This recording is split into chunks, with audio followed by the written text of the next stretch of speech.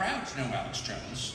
I'm proud to know the person who tried to warn the country about the worst terror attack in history and was persecuted for it. And with that, ladies and gentlemen, Alex Jones.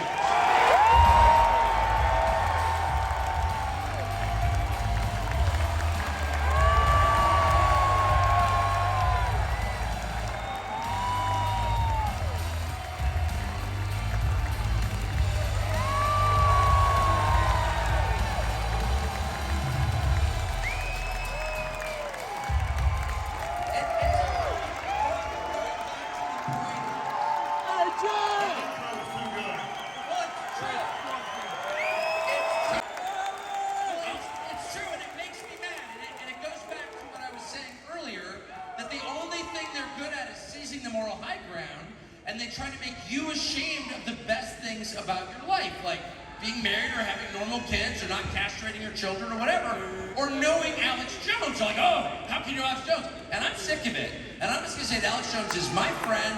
There's nothing to be ashamed of.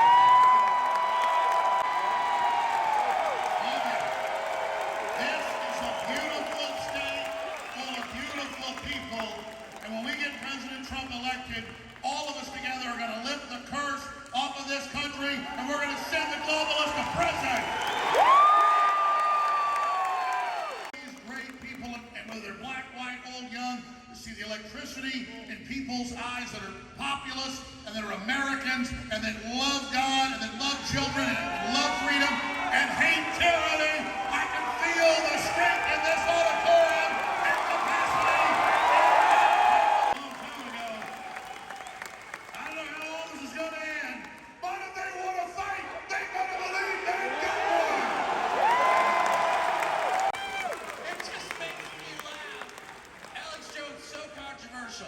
Love God, love America, love freedom. Oh, you're so radical. And Tucker, Alex, the one thing I always give Alex props for that no one ever gives him credit for, Alex Jones has stood against war for 30 years every single day of his campaign career.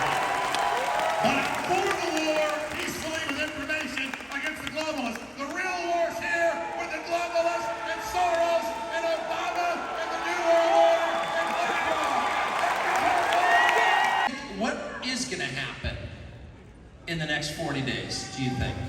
Well, we all know that history repeats and rhymes, and so just like the kickoff of this country on July 4th, 1776 started an hour away from here, and that's why coming right back, history repeats. The key battleground state again, the second battle to save the republic, the first battle was launched to form the republic, is happening right here in Pennsylvania, and at every level. Even if they steal this, it doesn't matter, because the process of awakening is here, and nothing is going to turn that around. So we have the initiative, we turn the tide, and whether it takes 6 months or 20 years, we're going to evict the globalists out of this country, and we're going to restore the republic. Victory is ours. And that Freaky Walls character. No actual person is for any of this. And nobody's for tampons in boys' bathrooms. And they said in there, we're going to have ugly architecture, ugly art, ugly music. We're going to degrade the family. We're going to undermine the symbol of men being strong in the home. This is all declassified. And they sold that image to demoralize us and break our will. And we were asleep back then and didn't know the government had been hijacked. They thought Americans were intimidated and bullied and weak. No, we were asleep. Now they try to debilitate us. Now they try to demoralize us. Now they try to break our will. And we're conscious of it. And we're like, that's not breaking our will. That's waking us up. Life in a big city up until 5 years ago. And in the last year, I know more people in my secular world who are mentioning God in conversation. And I don't know if you're having this experience. It's very striking to me. Do you notice this? Got rid of God, everything fell apart. I mean, people think Texas is a good place. It's got the crime, the filth, the Satanism, the degeneracy, the pedophiles. Pennsylvania, gorgeous state, fell apart in 10 years. California, one of the most beautiful places in the world. Total deep red. Ronald Reagan, total crap hole now. It's spiritual blight. And people are recognizing that because now they understand we're getting sucked down a vortex into literal hell, and we got to reach back up to God, and God will take us out of this. many times in private over dinner. I'm proud to say we have dinner. But I ask you, so you never give me a straight answer, but since there are thousands of people watching, maybe you will now. What's it like to be vindicated on everything? I mean, it's scary because, I realize that with a lot of power comes a lot of responsibility. And a lot of times in the media, I'll joke around satire-wise, and the show is not, it used to be like half comedy because I like to have fun. So I take it really serious now because I realize they twist everything. So it's a lot of responsibility, but all of them live a good life and experience God's great creation and love God. You need to be gotten out of the way for the rise of their new uber-mentioned Superman. So we're right back to all of that, and that's why you have the official plan of depopulation by the UN down to 500 million. That's an 80+% reduction. That's official. That was on the Georgia Guidestones in Georgia until somebody blew it up. But the globalists can't have this country exist and have their horrible global technocracy, slave plantation, AI system in charge if there's a place that's still free and open compared to everywhere else. So we've got to be brought down and used to bring tyranny to the world while we're being destroyed and while we're paying for it.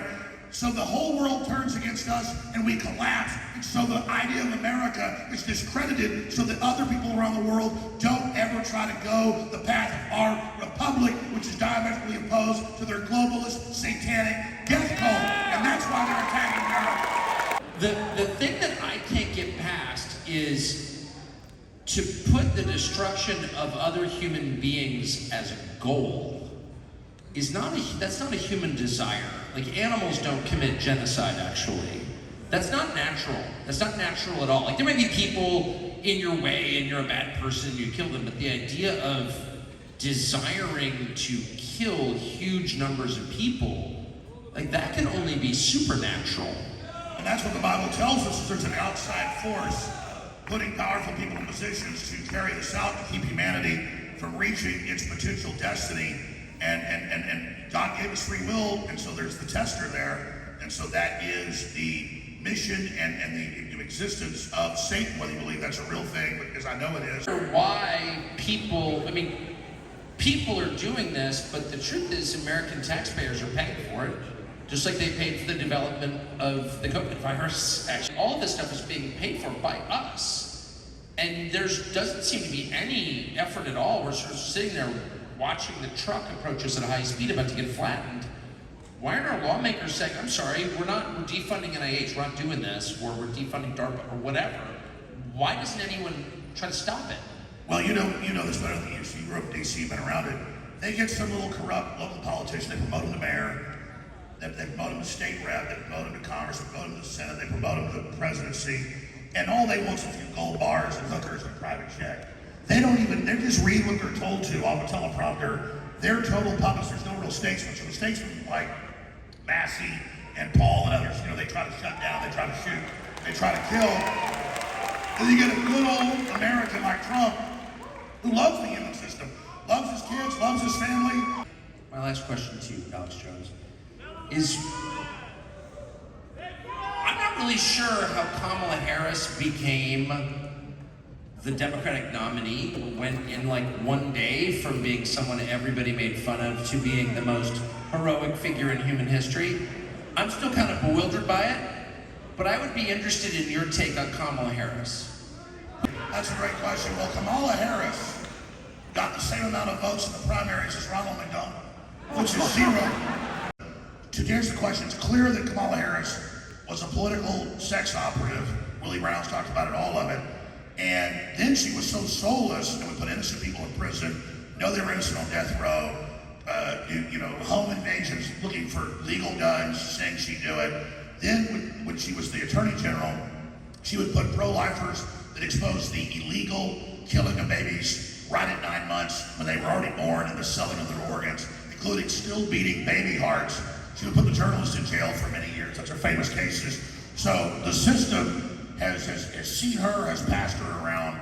They know she's super stupid, and they can bring her in like Biden and then blame everything that bad happens on her. And so she is the greatest example of a mindless puppet that they want to put in to further demoralize us to think that that's America, to make America a further joke around the world. So that's who Kamala Harris is, a clear and present danger and a meat puppet.